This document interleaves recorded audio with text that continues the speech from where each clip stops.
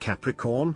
This is Inspire 2016 with your weekly tarot reading for the week commencing the 25th of March until the 1st of April 2019. The first card for you is representing, how do you feel about yourself? Your card is the Nine of Wands. You are so close to completing a particular project or task, but at the last minute, you are faced with yet another challenge or setback. Know that you have the inner resources necessary to overcome any difficulty you encounter, even though it may seem impossible at the time. You are so close to finally achieving success. Do not give up now. The Nine of Wands is a sign of hope and encouragement that if you stand firm and strong against your challenges, you will achieve your goal. The challenges before you now are only the last bit of darkness before the break of a wonderful dawn. The Nine of Wands is like the one last test or challenge before you can reach ultimate success. You feel as if you have come to the end of your fighting powers, but you have the skill and determination in reserve. You are in a position of strength, and by drawing upon all of your courage and abilities, you will prevail. Once the last obstacle is overcome, you are home free. The second card for you is representing, what do you want most right now? Your card is the Four of Swords. What do you want most right now is a period of rest and recovery after a time of challenge, with the promise that, once recovered, you can and will return to the challenge. In the meantime, the Four of Swords provides a new challenge, to stay silent and inactive. This is the time to build up your mental strength. Meditate and spend time in a calm atmosphere. You need to replenish your strength and spend time in spiritual thinking. You need to rest and relax. The Four of Swords is a reminder that after every crisis and before every new challenge, there is always a time of relaxation and contemplation. Constant stress and tension will break even the hardest and most resilient of people, but brief periods of rest enable you to refresh your energy, concentration and focus, ready for the next challenge. These rests should be used wisely, to heal the body and ready the mind. The third card for you is representing your fears. Your card is the Nine of Pentacles. You are afraid of financial setbacks, or you have experienced a loss due to unwise decisions or foolish actions. Your foundations may be about to give way. If they do, learn from your mistakes and build a more solid and secure foundation next time. The Nine of Pentacles can also indicate an overinvestment in work. You are working long hours at the detriment of your personal life. This is a good time to return to a natural setting, for example a forest, beach, mountain or lake, to restore your energies and rejuvenate yourself. You may need to release some of your focus on needing to sustain particular income and a particular standard of living, especially if this is coming in the way of other life priorities such as family or relationships. You may think you need the best of everything, but really, all you need is your family and loved ones around you. Do not be afraid to take a cut to your income for a short time or to reduce your hours at work, even if this means that you have to eat rice and beans each night for a week to make up for it. It is important that you are focused on what is most important to you. Finances may need to come second, and while you need to at least have food on the table, there may be some areas where you can cut back and reduce your dependence on material wealth. You want to be able to lead a luxurious life, but there is something getting in the way. For example, part of you knows you deserve a beautiful home, but another part of you doubts yourself and whether or not you can truly afford it, or whether you are going too far and splurging. You want to be surrounded by beauty, but you also do not want to be dependent on material possessions for your satisfaction and fulfillment. You do not want to be seen as spending your money frivolously, and so you are reluctant to invest in luxury. The fourth card for you is representing what is going for you. Your card is the Five of Swords. You are engaging in conflict or finding yourself disagreeing with others, leading to tension and hostility. Despite thinking you have won, you may still end up the loser because you have hurt or annoyed others and have subsequently isolated yourself.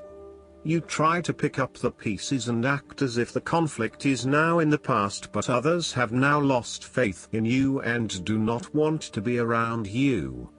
This might be one of those times when it feels like everyone is against you and you may lose some friends along the way. You will need to make a decision about whether your point of view is so important to you that it is okay to put your relationship with others in jeopardy, or whether you can compromise and try to see eye to eye with others.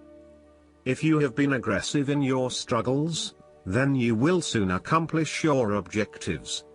However, if you have been passive, you may need to compromise on your personal interests, giving in to the wishes of the opposing force. You will feel that there are more obstacles ahead, and you will not want to face the ordeal you know you must if you are to have what you want or the way you want it. Overall, you are in for a struggle and there is more work or problems ahead than you are aware of now. Things will not go as well as they should, and you will have conflicts or clashes of will with others. The fifth card for you is representing what is going against you. The Ten of Wands. You are afraid and unnecessarily holding on to this burden when you do not need to. If you are feeling weighed down by your present circumstances, look at different ways you can lighten the load. Can you delegate certain tasks and responsibilities? Are you worrying about matters that do not concern you or cannot be changed? Do not become a martyr and take on more than you can realistically handle. If you are going through a challenging time, then the Ten of Wands indicates that this time will soon pass and you will feel less of a burden weighing on your shoulders. You may be actively identifying those activities that do not bring you any value in your life and you are starting to release yourself from these unnecessary responsibilities. You may even be going through a purging process, clearing out old clothes and selling old furniture, in order to declutter and simplify your life. You will benefit from better organization and prioritization at this time. On the other hand, you might be avoiding responsibility and making it even more difficult for others who must take on your share. Thus, the saying, "You have made your bed, now lie in it," is very appropriate for this card. The last card for you is representing the likely outcome that you may have. Your card is the Two of Cups. There will be a beautiful start to a new romance in which you experienced understanding, harmony and deep love between two souls. The seed has blossomed into a tree of appreciation. Kindness and thoughtfulness will bind your two hearts together with the feeling of being simultaneously very special to one another. This card can also refer to marriage, proposals and engagements, particularly as this card portrays what looks like a wedding or hand fasting. It is a reflection of commitment between two individuals, to say that they will go through life together, always considerate of each other's needs and wishes. This card typically points towards a relationship that is based on mutual attraction and romantic inclinations. It reflects the clear, nurturing, supportive and heartfelt exchange of emotions that is the gift of a romantic relationship. The Two of Cups represents love that is nurturing, creative, clearly focused, inspirational and equally fulfilling.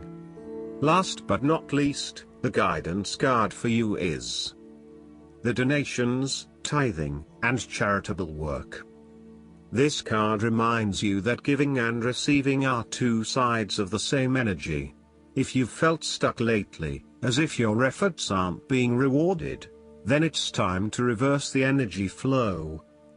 We often become blocked when our focus is solely upon receiving and what can I get? To turn this around, Focus upon how can I serve? One way to open up the flow of abundance is to give away what you'd like to receive. So, in order to have more time, volunteer for a worthy cause. To get more love, offer it to others. To manifest material items, donate some articles to charity. To receive money, make a financial gift as you are divinely guided. Tithing is the practice of giving 10% of your income either to a spiritual or religious organization that you are a member of or to a charity that you feel is benefiting the planet. Tithing is essentially a recognition that all forms of abundance come from God. By returning a percentage of your money back toward God through support of spiritual organizations, you are declaring that your source is not your job, your government, the economy, or your family, but rather the Creator. When you acknowledge this spiritual truth, you unlock barriers to abundance and allow the infinite flow that is intended for us all. The key is to give with a joyful heart, without expecting anything in return. God and the universe will ensure that the energetic output is balanced in the best way, so you needn't worry about reciprocity. The more you're open to giving and receiving, the steadier your flow of all forms of abundance. I hope that you enjoy everything, and if you like the reading, just please click subscribe and you will get instant notifications every time we publish a new video right to your YouTube. Thanks.